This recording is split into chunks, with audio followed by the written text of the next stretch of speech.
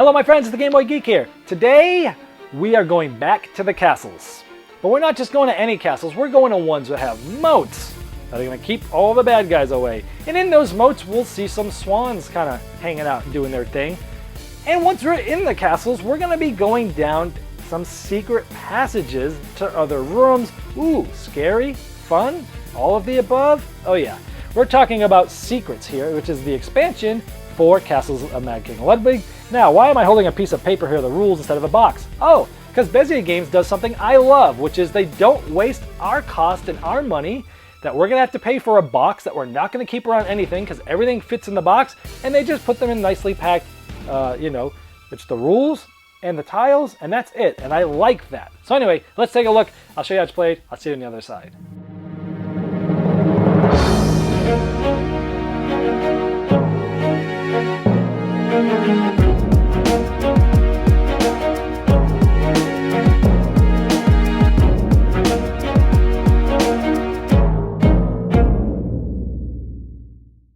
Now, the first thing you'll notice in the new game is the foyer goes away as your starting piece, and you have what's called a barbican. And this has a three-thing foyer with a sort of a bridge going over a moat.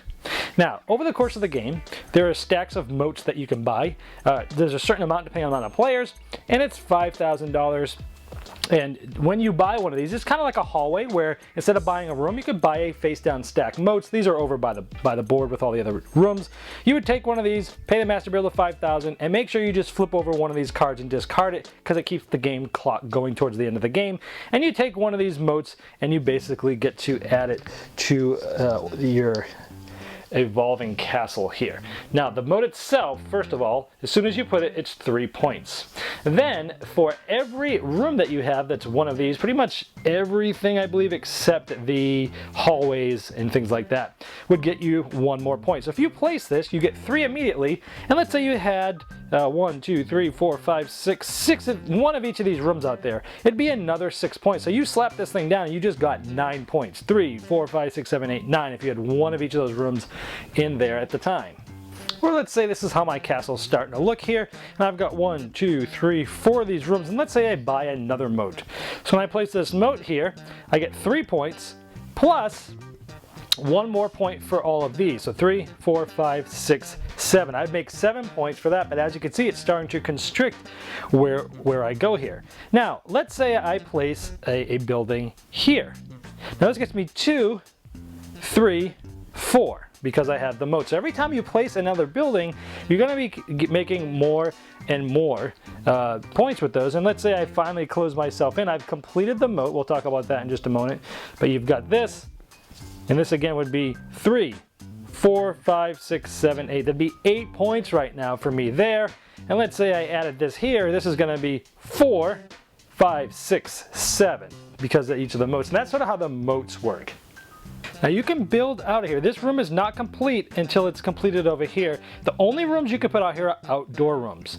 And you can go like that. Now, this is an outdoor room. The fence is facing this way. And you have to also make sure that the fences do not face and touch this spot here. So if you had an outdoor room, it could not essentially go like this because if you had something coming out here, because you have the fence touching that. Now you might notice that this one has an extra figure on there. It's a swan. Let's talk about those. Now there's a bunch of these swan tokens that come with the game, and whenever you have a tile that gets brought out for sale by the master builder, if it has one of these would get flipped over and placed on it, and it's going to be a certain color. If there were 2 of those, 2 swan tokens would go on it, which makes it probably more valuable to buy. But when I buy it, I take this and I put it in front of me, and then I use the building like normal. Now when you complete the moat, this is a new player aid, which basically adds the moat completion bonus, which says basically choose 0 or 1 room from a stack and add it directly to the castle. And so you can basically just add it when you complete the moat. Now the swans are used mainly for 2 things. One is endgame scoring. Right here I have 1, 2, 3, 4, 5 unique colored swans. At the end of the game, that's going to get me 15 points. Now this one's a rogue one. This was 1 set of 5, and this is another set of 1, and so that would just get me 1 more point. So it's set collection for endgame scoring. Swans can also be turned in on your turn for money. You could turn in 1 swan for 2,000, or all the way up to 5 swans for 15. So essentially you're turning them in for money. They go out of your hand back into the box. Now there's 30 new tiles that come in this game, all of which have the swan symbol on it, or at least one swan symbol. So essentially there's 3 of each room size, so there's a total of 30. And depending on the amount of players that are in the game, essentially you're going to add a certain amount of swan tiles to the certain amount of size rooms that are there, mixed in with a certain amount of the base tiles. You also get 3 secret passages of different sizes. Everyone starts with these. And how they work are pretty cool. For here, I can add a secret passageway. Basically, you have to put it over where an existing door is. So I could put it here. And maybe I put this one right here. See, this way I would normally not have been able to fit that one in there, but now I can, and what it does is it doubles the bonus. Well, I just put this, so that's going to be 4 automatically, 5, 6, 7 because of the moats, and I get 1 point for a park, so that's nothing, right? So it's 4, 5, 6, 7 just replacing this. But because I placed this, I get 2 times this bonus here, so I would get, instead of 1, 2. But sometimes you can get it so they really combo up quite nicely. But it allowed me to place it, and I got some extra points for this right here. Now, this is an activity room, and typically if I had placed this here, I would get a penalty because you can't have a sleeping room next to an activity room. But the cool thing is, the secret passages allow you to mute the sound. So now this is actually adjacent to here, and it's okay because the secret passage mutes the sound from here to here, so I don't get those negative points there. And that's sort of how you can use the secret passages. And there's 4 new favorite tiles here. The first is the moats, whoever has the most moats. This is whoever has the most swans. This is whoever has the most rooms without swans. And this is the courtyard. And a courtyard is whoever has the most courtyards. It's an enclosed area with at least 1 entrance. That's all for the secrets. Well, there's the expansion. As I mentioned in the intro, I love that, first of all, Bezier Games does not add cost to their expansions by adding boxes that I'm going to throw out anyway because you can fit everything in the base box. Thumbs up, more publishers should do this. Okay, the different things. Let's start with the moats.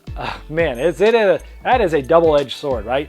Hey, I can add some moats and get easily some more points, but it's gonna really damper you as to where you can move. Hey, I'm gonna build all 3 moats. I get a cool new completion bonus, but now you're really cramped. Oh, and people see you're going for moats, they're gonna start depleting all of the large tiles on purpose and putting those out for sale because they know that you're not going to want them, and it's going to deplete those, so they'll get some depletion bonus in the end. Interesting dynamics there with the moat. I really like that a lot. Let's see, secret passages. Those are cool too. This gives you more flexibility. This gives you to the point where, hey, I could normally not fit this thing here, but now I can. It allows me to do more combos, but normally I'm like, this would be a really cool combo, but it just won't fit here that right. But now you can do it, especially with those moats, because things are going like that. Awesome idea there.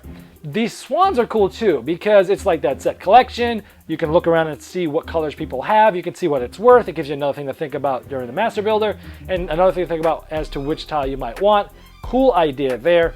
The extra favorite tiles, well, it made sense to bring in some about swans, some about the moats. I like those. 30 new tiles, all which have swans. Everything in the expansion I really liked. So it added to the experience. It changed it a little bit with the moats, but it didn't really add a whole lot of complexity, which I like. So if you've played a lot of Castles of Magic and Ludwig and you're kind of seeing all the rooms and you want something new, here come 30 new tiles that you'll be mixing in all different ways, 4 different things to do to play the game without adding too much complexity. Excellent job. I always like seeing that in expansions. If you like Mad King Ludwig and you have it and you enjoy the game, you've played a lot, this is a no-brainer. Excellent expansion. Go get it. That's Secrets.